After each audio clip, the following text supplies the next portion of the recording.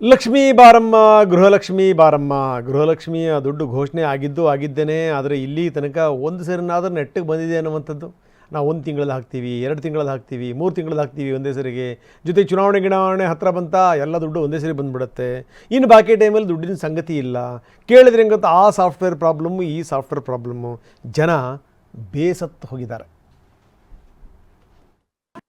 ಇಲ್ಲ ಎಷ್ಟು ತೊಂದರೆ ಆಗೈತಿ ನಿಮಗೆ ಈಗ? ಭಾಳ ತೊಂದರೆ ಅಂದ್ರೆ ಏನ್ರಿ ಅತ್ ಹೇಳುದ ನಾ ಹೇಳಾಕತ್ತೀನ್ರಿ ನಾ. ನಮ್ಮ ಕಷ್ಟ ನಮ್ಗೆ ಗೊತ್ತ್ರಿ ಏನ್ರಿ.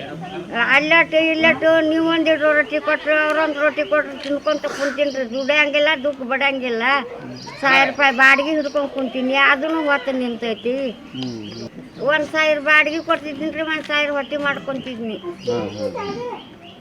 ಏನು ಇಲ್ಲ ನೋಡ್ರಿ. ಈಗ ಮತ್ತೆ ಬಾಡಿಗೆ ಮನೆಯವ್ರು ಮತ್ತೆ ನಿಮ್ಮನ್ನ ಇಟ್ಕೋಬೇಕಲ್ಲ ಈಗ ಹೇಳ್ಕೊಂಡಿನ್ರಿ, ಬರ್ತೈತೆವಾ ಕೊಡ್ತೀನಿ ಅಂತ ಹೇಳಿನ್ರಿ. ಯಾರಿಗಿರಿ? ಬಾಡಿಗೆದಾರಿಗೆ. ಅವ್ರೇನು ಖಾಲಿ ಮಾಡೋಣತ್ತಾರ ಮತ್ತೆ? ಇನ್ನು ಖಾಲಿ ಮಾಡಂತಾರಿ. ನಾ ಕೊಡ್ಲಿಕ್ಕೆ ಎಲ್ಲಿ ಹೋಗ್ಬೇಕ್ರಿ, ಬೀಜಾಗ ಇರೋದು ಬಂದೈತಿ ನನಗೆ. ಭಾಳ ಕಷ್ಟ ಐತಿ ರೀ. 2000 ರೂಪಾಯಿ ಹಾಕ್ಬೇಕಲ್ಲ ಸರ್ಕಾರ?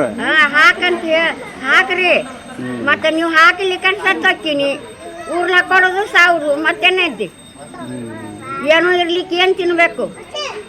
ಈಗ ನಿಮಗೆ ಯಾರು ದಿಕ್ಕಿಲ್ದಾರ? ಸರ್ಕಾರ ದಿಕ್ಕಿಲ್ಲ ನಿಮಗೆ? ಸರ್ಕಾರ ನಿಮ್ಮ ಪುಣ್ಯನ ನಮಗೆ, ಸರ್ಕಾರದ ಪುಣ್ಯ ನನಗೆ. ತಿಂಗಳ 2000 ರೂಪಾಯಿ ಬರ್ತೈತ್ರಿ. ಯಾವ್ದಕ್ಕಾರ ಹಾಕಿತ್ರಿ, ನಾವು ಮಾರಕ್ಕೆ ಹೋಗಾರ್ರಿ.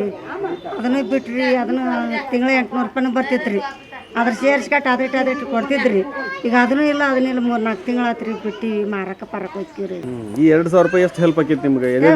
ಹೆಲ್ಪ್ ಆಕಿತ್ರಿ. ಎದಕ್ಕೆ ಬಳಸ್ತಿದ್ರಿ ನೀವು ಇದನ್ನ? ಮನೆ ಬಾಡಿಗೆ ಎಲ್ಲದಕ್ಕೂ ಹೆಲ್ಪ್ ಆಕೈತ್ರಿ.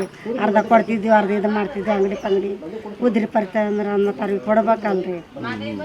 ಅದಕ್ಕೆ ಇದಾಕೈತ್ರಿ. ಏನಿಲ್ರಿ, ಈಗ 2-3 ತಿಂಗಳು ಆತ್ರಿ. ಹೋಗೋದು ಹೊಳಿ ಬರೋದು, ಹೋಗೋದು ಹೊಳಿ ಬರೋದ್ರಿ. 4 ತಿಂಗಳು ಆತ್ರಿ. ಈಗ 3 ತಿಂಗಳಾತು ಬಂದೇ ಇಲ್ಲ. ಏನು ಮಾಡೋದ್ರಿ ನಾವು? ಹೋಗ್ತೀವಿ ಹೊಳ್ಳಿ ಬರ್ತೀವಿ. ಮತ್ತು ನಮ್ಮ ದುಡಿಕ್ಕಿಲ್ಲ, ಏನಿಲ್ಲ. ನಮ್ಗೆ ದುಡಿಯೋಕ್ಕಾಗಂಗಿಲ್ಲ. ಮಕ್ಕಳು ಹೋಗಿಬಿಟ್ಟಾರ ಬಿಟ್ಟು ನಾವು ಏನು ಮಾಡೋದು? ನಮ್ಮ ತ್ರಾಸು ಭಾಳ ಐತಿ. ಈಗ ಏನು ಮಾಡೋಕ್ಕಾಗಂಗಿಲ್ಲ. ಸುಮ್ಮನೆ ಯಾರೋ ಒಂದು ರೊಟ್ಟಿ